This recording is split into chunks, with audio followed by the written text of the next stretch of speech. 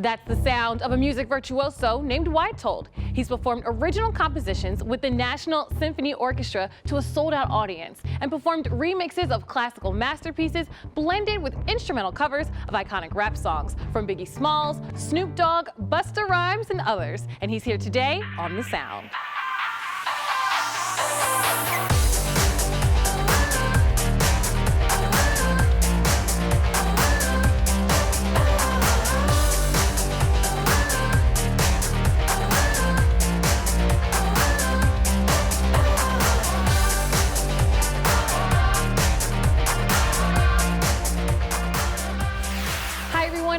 Waters, and welcome to The Sound. Joining us in studio today is a unique and innovative music artist named Wytold. Now, I already thought he was unique, you know, the 6-string electric cello, but then I heard about one of his concerts titled Biggie, Beethoven, Busta, and Bach. What is that all about? How do you mix these crazy different genres together? That was so much fun. I'm glad you heard about that concert because I grew up playing classical music and loving to go to youth orchestra and private lessons and everything. But on my drives over to the rehearsals, I loved listening to rap and hip hop and pop music and everything that classical music was not, right? Yeah. So when I started writing my own music, I had to figure out how can I blend these two together. And it's a hard blend. It is a hard blend. It is a hard blend. And then how can I celebrate both styles of music that I really grew up passionate about? And I started working with Grammy-nominated DC hip-hop artist Chris Styles Bacon and remixing the classical side of things, putting beatbox over samples of favorite classical pieces. And we were always joking about what would it even be like if instead of remixing a classical song, I were to do a classical version of a contemporary hip-hop song. And you know, if I were bowing out all the lyrics that people know, and you know, just putting a different like orchestral kind of spin on everything. Yeah, making it a little more hip. Right. And then adding just my own character to all the music that I loved listening to growing up. Yeah. I can't wait to hear your sound. What do you have first for us today? Cool. Today I'm going to play a brand new song from my new album. The album's Fireflies, Fairies, and Squids, and this song is called Eiley Rolls. Okay. And it was written in the Alvin Ailey dance studio when I was up there with a contemporary dance company performing in New York. And I just was inspired to create this kind of rolling arpeggio sound and build it into something new. So everyone at home, get ready to dance. All right. Take it away, Wytold. Thank you.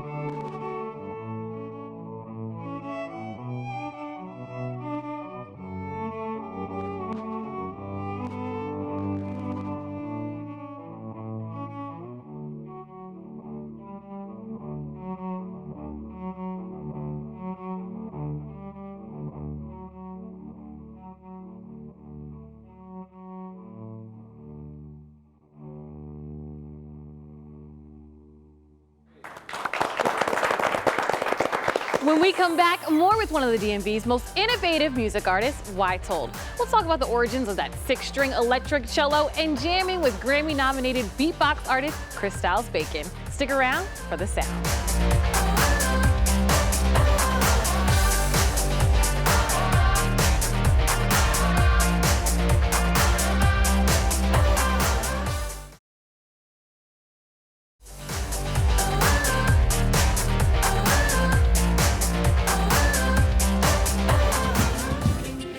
Welcome back to The Sound. I'm Britt Waters with innovative artist Wytold. His unique crossover performances prove why the DMV is one of the most exciting music capitals in the country.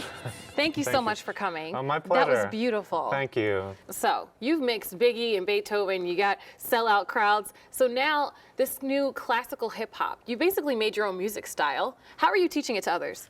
Well, one thing that we do that's so much fun is we go in as a duo, Chris Styles Bacon and I, into schools all around the DMV area, from elementary school up through high school, and we do what's called a classical hip hop program, where maybe Chris Styles teaches the kids to beatbox. I teach the kids about the origin of the Bach cello suites, which are very close to my heart, and also kind of interesting because if you think about it, back hundreds of years ago, people were trying to get a whole room full of people to dance just as one cellist. It was a different type of dancing, a different type of musical aesthetic, but here we are going and doing the same kind of thing with more, contemporary rhythms, more jazz improvisation, and blending all of it together to give our own perspective. And I think kids really respond to it. And then they get engaged and they, are beatboxing along with the classical music, and they're starting to create their own remixes on the instruments that they're learning.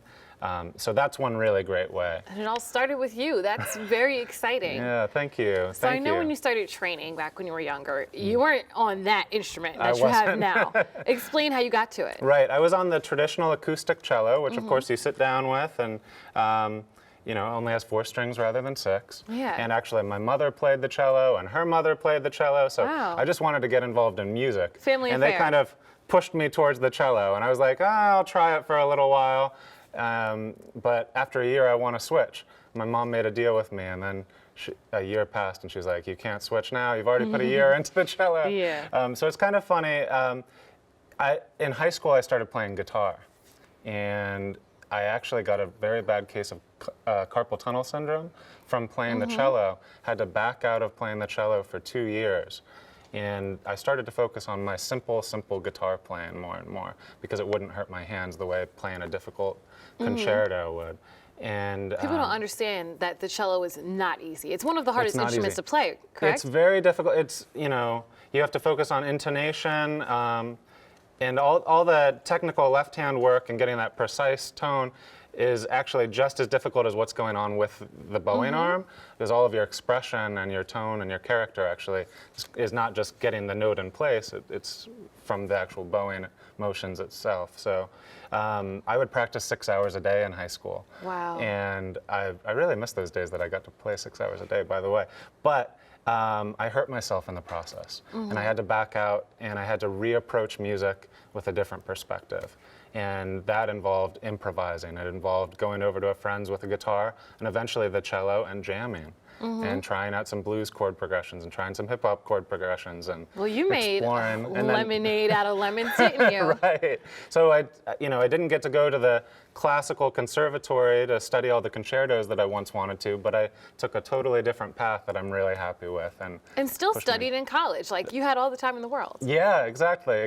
So I was able to go, pursue a different degree, but ultimately come back to my musical passion and make it my career, just with a different path. So. Now, did you feel like you made it when you had songs on a Sundance Film Fest, Emmy nominated? Right. Was that kind of the pinnacle for you? That was really amazing. It was nothing that I ever expected. It was basically a friend of a friend said, "Hey, I've got this movie that I'm working on. Would you mind if we used a couple of your songs?" And you don't know where that's going to go.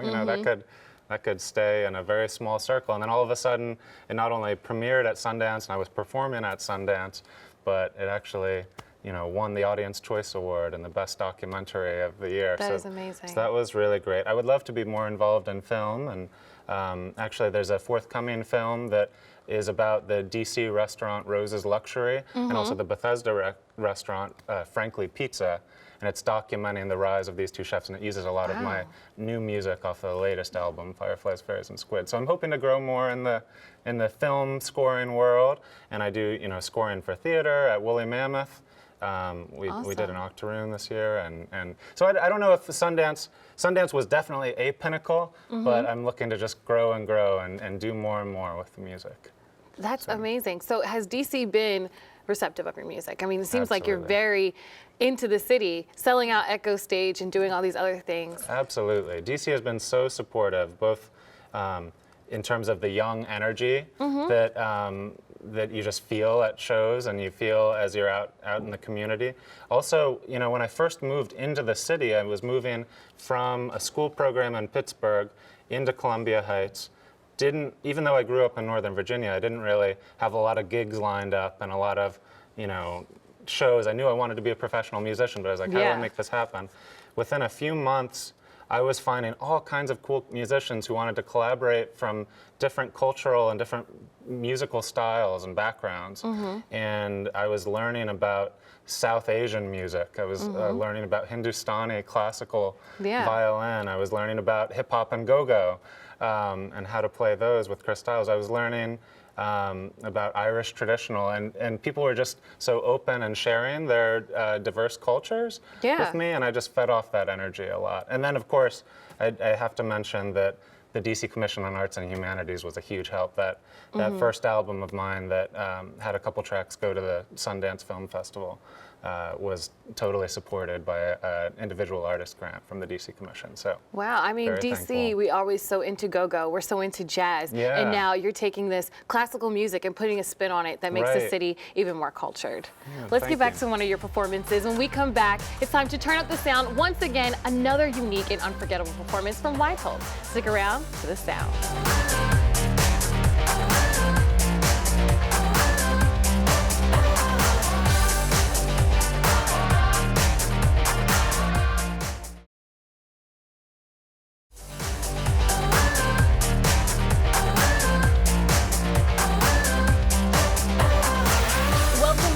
Sound. Britt Waters here once again on the sound stage for another performance from Wytold and his cello. Now, the cello has been a part of your family for a while, and your name as well? It is, yes. So my name would be, in the traditional Polish pronunciation, Wytold, and my last name is Liebing, but it used to be Lebedzinski. Wow. But my grandfather, who also had this name, just changed it to Wytold Liebing to kind of Americanize it and get a job. And we've always said Wytold ever since. So, yeah, and so the Polish heritage and the cello heritage. Yeah, everything's running through the family. Right. Now, I see you have a lot going on. You got like the pedals, you got both hands going. I joked and said if you had to scratch your head, you couldn't. But somehow in all of this, you found a way to get 2 master's degrees. Explain. That's right. So the master's degrees were in philosophy and philosophy of science back before I really committed to moving to DC and becoming a full-time professional musician. I was studying abstract math and physics and philosophy and in a PhD program. And I think that background, that like technical abstract background, helps me like visualize all the layers and all the different things that I'm balancing. That's why you're so good at multitasking. Right. Because when you're playing with a live looping, you have to be thinking about what you're recording now, where the song is going, what pedal you have to press next. Oh my If you're goodness, improvising, you want to be in the moment, but you need to have a plan for what's coming up. That's true. What do you have next for us? The next piece that I have is also on my new album. It's called I Arrow. I like me, arrow, but like as a verb. I am arrowing forward. I am picking a target and going after it with all I got. It's something that I play with Chris Styles often. It's more percussive, it's edgy, it's got an interesting groove that switches back and forth between 6 and 4. You're making me so excited. I gotta hear it. Okay, great. I'm gonna be motivated, right? That's right. Thank I you. hope so.